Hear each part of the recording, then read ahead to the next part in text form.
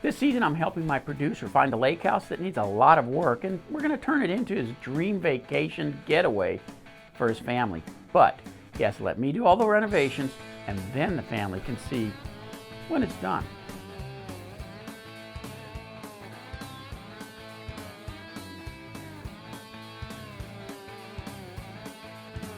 I really think we need to do something about those old Formica countertops.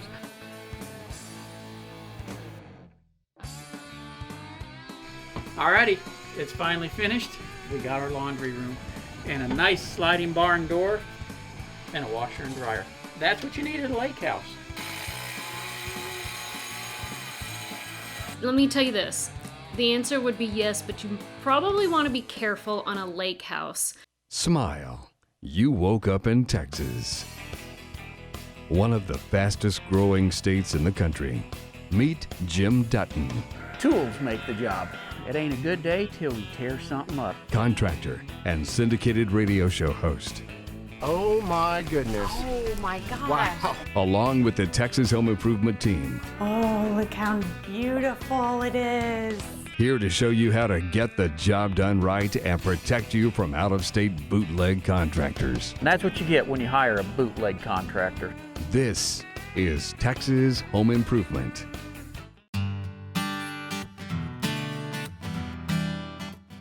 All right, the siding is on, the windows are in, the laundry room, it's done. But before we get started painting, I really think we need to do something about those old Formica countertops.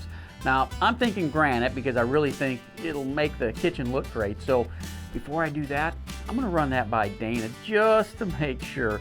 Now, I have her booked as a guest on the radio show tomorrow, so I'll just ask her then.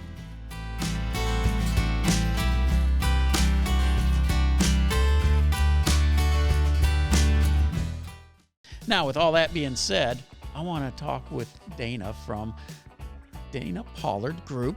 And Dana, welcome back to Texas Home Improvement. Hi, thanks, Jim. Thanks again for having me on the show. Oh, not a problem. You know, we've got a project going that we've been working on. And before we get started on talking about real estate and all the, ins and outs of selling and stuff, we're redoing a lake house. One of the things on the lake house is the countertops. And we are looking at taking out old Formica countertops and putting in granite. And, a lot of times you got to look at cost versus return. On a lake house, we're going to be okay with that. Let me tell you this. The answer would be yes, but you probably want to be careful on a lake house. Really, the number one thing you want to look at is the other homes that may have sold in the last 1 or 2 years to see if there's a markup on there. But you may only add a couple of thousand versus a $10,000 amount, right? So granite, there are some pros to the granite. It's more durable. You're going to have more flexibility with the lake house because you don't have to necessarily stick with these trends. And so if you put granite in, I would recommend do something fun, do something that may reflect a beach theme. So you can have a little more flexibility on your colors. Fun, it's stone. How much fun can stone be? How much fun? Well, stone can come in some beautiful colors. There's so much more movement. It's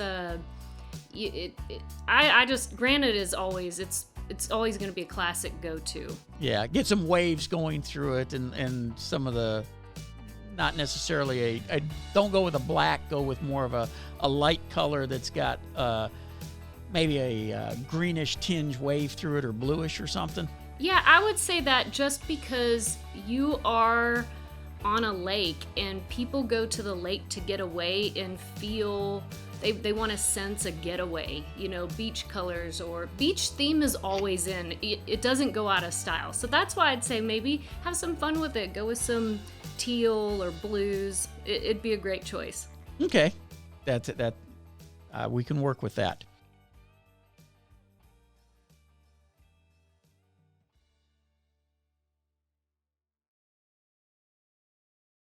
Here's some stuff you need to know.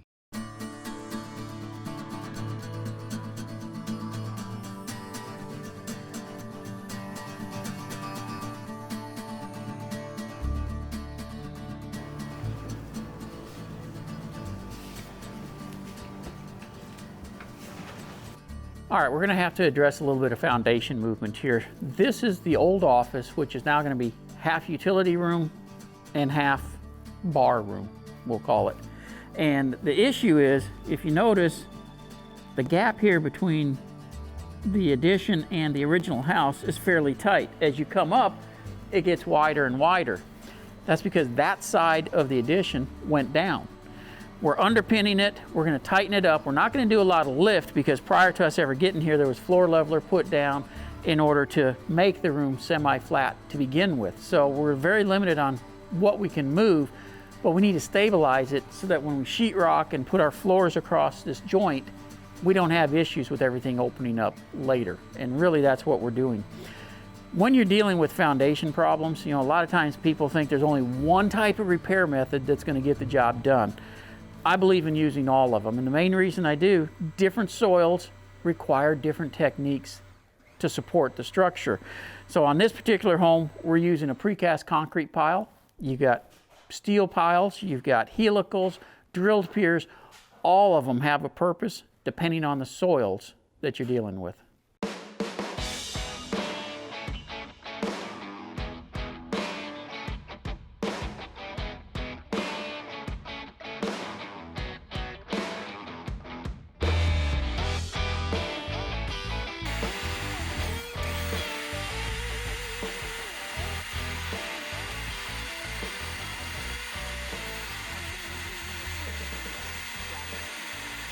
Once a pile is driven in the ground, you've got a cylinder sticking up out of the bottom of the hole. So we set a pile cap on top of it. Then we put a cylinder on one side, hand jack on the other so we can tighten everything up. Because these things are spring loaded. In other words, as it's being driven, it's pulling the soil down, and if you just let off of it, it'll spring up and actually lift the pile a little bit out of the ground, which is destined to failure because eventually it'll get that spring back in it. So you've got to keep tension on it the whole time. Then, once we put the tension, we shim it off with just steel shims. Again, keeping the shims to the middle so it's above our pile underneath. All the jacks are set. You do your lift. Once you've lifted it and leveled the house out, you take your jacks, set another cylinder on top, steel shims on it, and you've got the house secured now where you don't have to worry about it. And there's no question, foundation repair is a messy job. I mean, you got piles of dirt around the house or structure that you're working on, but it all cleans up when it's done, and you don't have to worry about the house moving again as long as your contractor went deep enough. The key factor is how deep you go. The deeper, the better. Hey, I'm on my way over to meet with Denise at Stone Age Granite to take a look at what she came up with for the new countertops. So Jim showed me paint colors and pictures of the lake house, and I've got the perfect slab for him. I can hardly wait to show it to him. Hey Denise, how are you today? Good, how's it going? Good Pretty good. Well, what'd you find me? Based on the colors you told me, Uh-huh. I've got the perfect slab for you. Want to take a look outside? Excellent. Yeah, let's take a quick look. Okay. Well, here it is, Jim. Oh, it's a great looking piece of stone. I knew you would like it.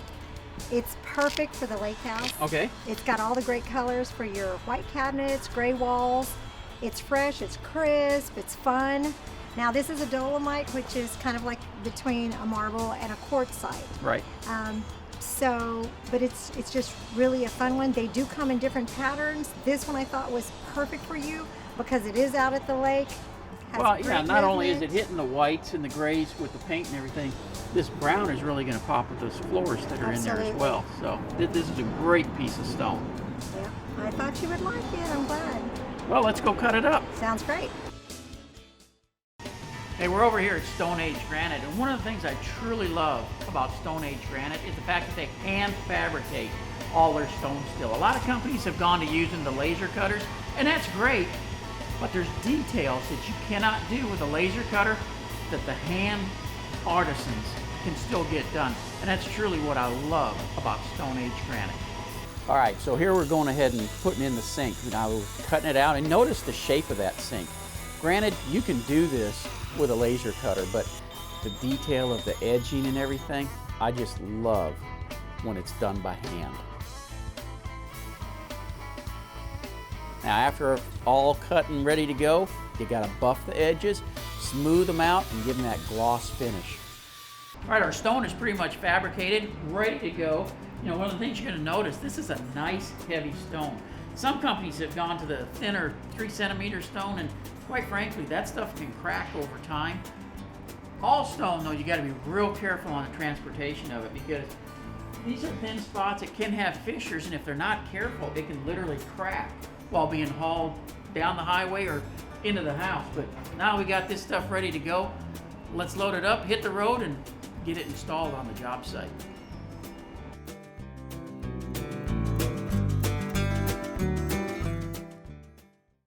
All right, we're taking a break today from the lake house because you guys got to do something other than just work all the time.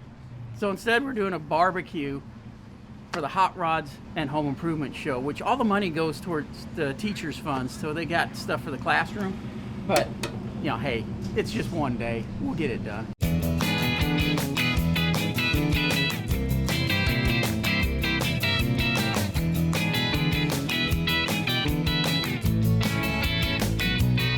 Hey, I'm Kurt Chase, and we are out today at 4 and Decor in Plano, and I'm one of the judges here for the second annual Adopt a Teacher Car Show. If you want that $1,000 first prize, bring it. We're looking for originality, original parts, documented parts that you put on the automobile, all of the qualifications that you got from the factory that are original on this automobile to win $1,000.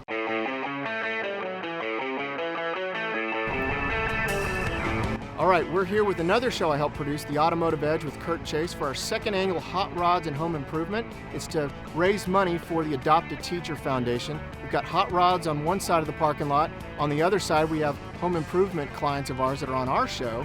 We even have a hail cannon.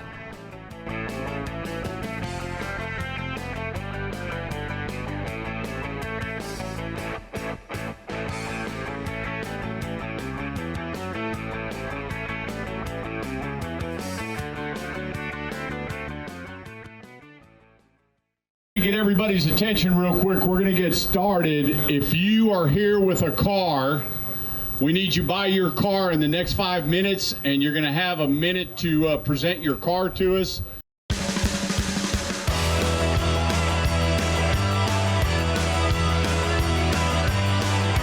This year we're going to do something completely different. We're going to give away a $1,000 cash prize to the best in show winner of the car show this year. And what we're going to do is we're going to have every contestant give us a 60-second commercial about what makes their car so unique.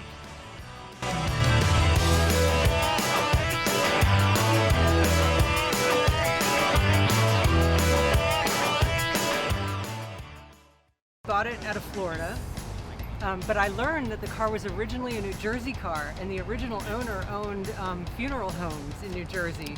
So this could be a legitimate mob car. I don't know for sure, but it could be. Let's get dressed up and go cruise it and find out.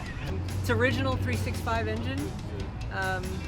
My husband keeps telling me to put an LS motor in it and put bags on it, and I don't want to touch it because the interior, the AM radio and the Wonder Bar still work. So this is pretty much, other than maybe a paint job, an original car. Absolutely, yes. Interior, everything. Everything. Yeah. 7 Oldsmobile Cutlass Supreme. And in 1967, this quality style, there were 7,000 of them made on the convertible edition, so it's very rare. And to have one that's nearly 100% original components is even more rare. So what you see under the hood and on the car was this car when it was manufactured. So what we did is we just brightened it up. The hardware for the mounting brackets and the engines and the plates and the alternator, they are the cars. We just chrome plated them out to give them that modern muscle car look.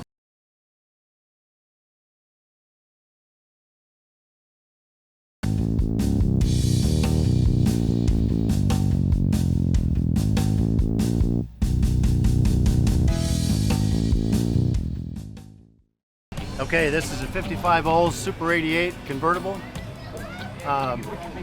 It was one of only about 4,500 that were made between 54, 5, and 6. It has a 324 Rocket V8, which produces 203 horsepower. That engine in that car was just rebuilt and balanced in blueprint back in January. Everything about the car is original, every nut bolt on it. The bottom is as clean as the top, and the interior is correct. So, you know, as a judge, we all had the perfect car picked out when we first looked at the show, but now listening to the stories behind the cars, it really made our job that much more difficult. Also, I'd like to give a big shout out to the gentleman sitting in here, Jim Dutton, for supplying the food, and all of his crew here. All the great folks here at Floor and Decor, give them a big hand for allowing us to take over their parking lot. Okay, let's get going here. Third place, the 1956 Caddy, number 21.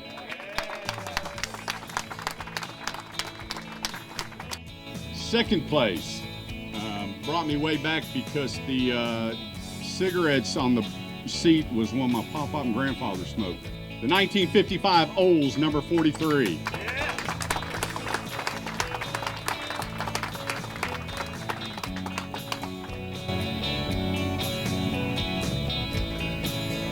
And the top car,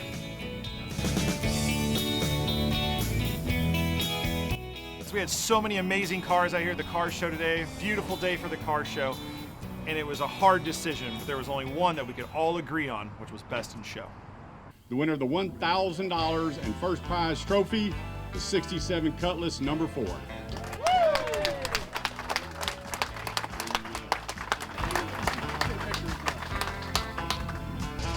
It's been a great Saturday morning and early afternoon out here with Texas Home Improvement Group, and it is just, it's unspeakable the feeling it is to win first prize at any car show. When you can come out with a group of nearly 100 cars and dozens of people walk by and look at it, and you walk away with one of the best cars on the lot, and that says to me, well, that's the car that the guy wants when he wakes up in the morning in his garage. And there's no better feeling than that. I mean, it's kind of like having a trophy wife on your arm, or the best car in your garage. When you have that feeling, there's nothing better than it. It's great, and I appreciate all of you for all you've done today. All right, it was a great event, and how can it not be? We got hot rods, home improvement, and barbecue. You can't beat that combination. And we've raised over $24,000 for the teachers in the DFW area. But it's time we get our butts back to work. We got a house to finish. All right, we're out at the lake house. It's time to get those old countertops out, new granite countertops in, and that's a job for Stone Age granite.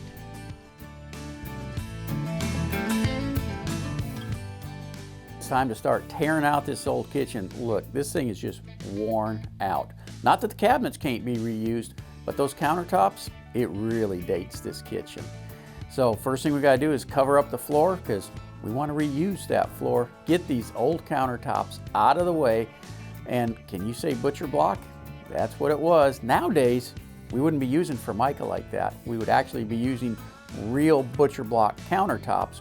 But in this case, we're going back with granite. We got to get all the old plumbing out from under the sink first. And notice, again, we're not using sledgehammers to tear everything apart. You want to do this meticulously to make sure you don't damage parts that you want to reuse. Yeah, it looks great hitting with a sledgehammer, but let's be real here. We got to save everything that's in this cabinet as well as the cabinet itself. Now, we talked about transporting this stuff. Got to be extremely careful putting it into place, because the last thing you want to do is wedge it and crack it. We got our sink ready to go. That's going to be an under the counter mount sink, and then caulk everything to seal it. And check out the weight of this thing. There's not 3 guys hauling it because it's a light load. Granite is heavy. Now look at that beautiful design on there. Mother Nature, she's endless in the colors and patterns.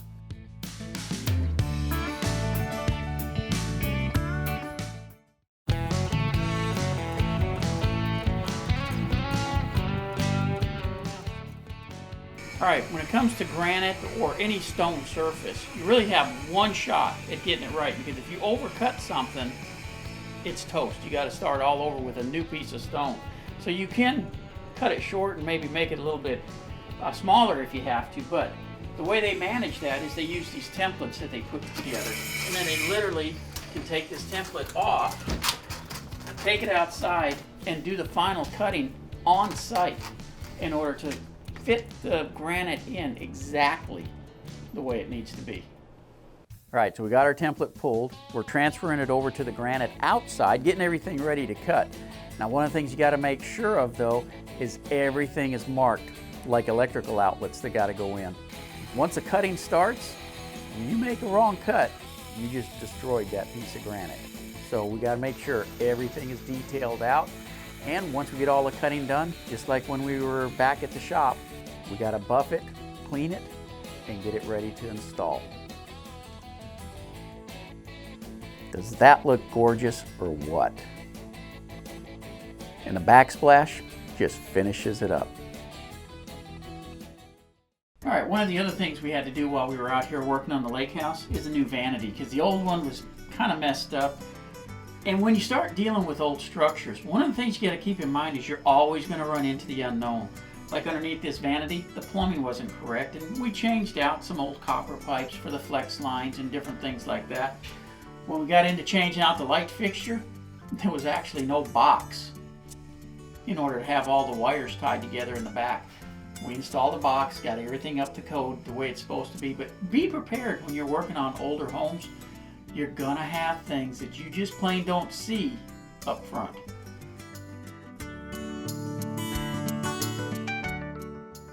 Well, Steve got the light fixtures installed, and you know, it's got these real cool Edison bulbs. These are LED, and a lot of people think that this is still the old-fashioned bulbs, but it's amazing what they can do with LED bulbs nowadays, and really saves a lot on your energy bills.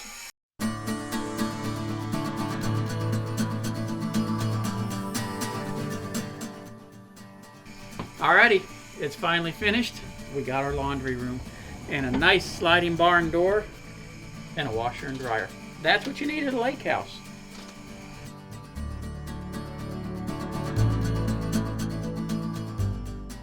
All right, those granite countertops are in. They look gorgeous, and we're getting ready to paint. And you know, some people say that that's out of order, should paint first. But you know what? When you're retrofitting a house, you do whatever order you can get the contractors in and get the job done.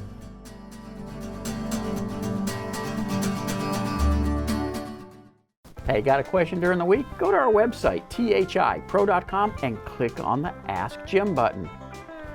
If you're looking for a great contractor, one that'll treat you fair and get the job done right, go to thipro.com and take a look at the contractors in your area that I've already checked out. Don't forget to listen to Texas Home Improvement every Saturday and Sunday right here in Houston on News Talk 740 KTRH.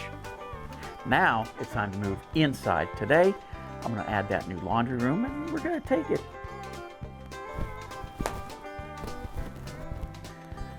Probably record.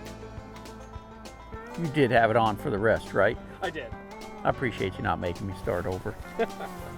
So the one place that we're really going to have to be careful is the dock, and I stumbled on that. So the one place that we really are good.